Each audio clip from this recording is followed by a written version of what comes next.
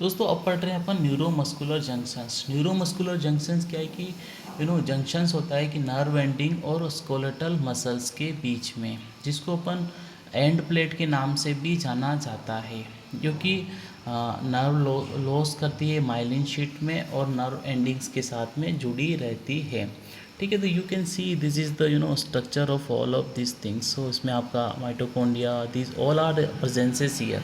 अब फिजियोलॉजी की बात करें तो न्यूरोमस्कुलर जंक्शंस में नर्व एंडिंग जो सार्कोलिमा कवर करता है मसल्स फाइबर्स को, कॉन्टेक्ट में सार्को प्लाज्मा और मसल सेल्स में एसिटाइल कोलिन क्या करेगा, produce and stored in some vessels present in this expanded portions.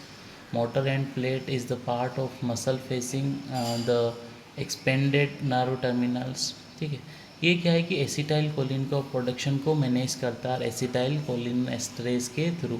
Acetyl choline जो है कि इनएक्टिवेटेड रहता है इस एंजाइम के थ्रू अगर एक्सेस में प्रोडक्शन हो जाता है तो। अब मसल कॉन्ट्रैक्शंस कैसे क्या होता है, तो जो नॉर्मल रेस्टिंग स्टेट में मसल्स रहती हैं वो क्या है कि मेम्ब्रेन्स पोलराइज स्टेट में प्रोड्यूस करती है, जो कि anterior of the muscle cell जो नेगेटिविटी चार्ज रहती है, इसमें आपका है ना concentration of potassium ions, and the exterior of the muscle cell is positively charge. इसमें क्या है कि large concentration of sodium ions potassium ion presence रहते हैं। नर्व है स्टिमुलेटेड करेगी acetyl choline liberated at the neuromuscular junctions. Acetylcholine क्या है कि इंक्रीज करेगी permeability of muscle membrane, so sodium ion enter into the cell and potassium ion come out of the cells. Sodium ion तो cells में आएगा और potassium ion बाहर निकल जाएगा, जो क्या करेगा चेंज इलेक्ट्रिकल चार्ज प्रोड्यूस करेगा। Both interior and exterior of the muscle cells become positively charge. Now membranes become depolarized. Depolarization produce a muscles contractions. Muscle contraction क्या है कि over acetylcholine is produce destroy by the enzyme acetylcholinesterase. ये क्या है कि इसका अभी over production होगा मसल्स का तो एसिटाइल कोलिन एस्ट्रेस इसको रोक लेगा।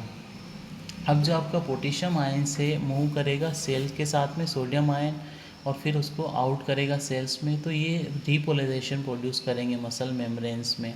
ये now muscles ready for the second contractions. Energy of muscles contractions में actin and myosin two important muscles proteins रहते हैं, जो क्या करेंगे contractile of element on muscles को फॉर्मेशंस करेंगे। मसल्स कॉन्ट्रैक्शंस जो प्रोड्यूस होगा sliding of actin filaments over the stationary myosin filaments, adenosine triphosphate broke करेगा, एंजाइम्स रहेगा एटीफेज जो लिबरेट करेगा एडिनोसिन डाइफॉस्फेट और फॉस्फेट बॉन्डिंग्स को, जो जैसे कि आप एटीपी को एटीफेज और ADP plus phosphate bondings produce करेगा। एटीपी जनरेटेड अगेन जनरेट होगा फॉस्फो क्रिएटिन और एडीपी के, तो क्रिएटिन प्लस एटीपी जनरेशंस होगा। फिर रीजनरेशंस होगा तो ग्लाइकोजन और ग्लूकोज फॉस्फेट जो कि लैक्टिक एसिड में बदल जाएगा। क्रिएटिन और फॉस्फेट लिबरेटेड फॉर्म में जो रिएक्शन प्रोड्यूस करेगा क्रिएटिन और फॉस्फेट, तो ये रिएक्शंस हमारी मसल्स में ही होती है।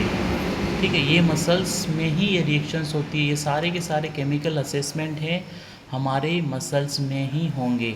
तो ये तीनों रिएक्शंस मसल्स में होंगी, जो क्या करेगी एक 1/5 लैक्टिक एसिड प्रोड्यूस करेंगे फ्रॉम ग्लाइकोजन और ऑक्सीडाइज करेंगे कार्बन डाइऑक्साइड और वाटर के साथ में।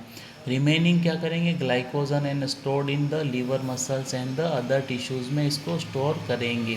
तो ये सारे के सारे इम्पोर्टेंस रहते हैं हमारे शरीर के लिए। तो अब बात करेंगे name and location of skeletal muscles की।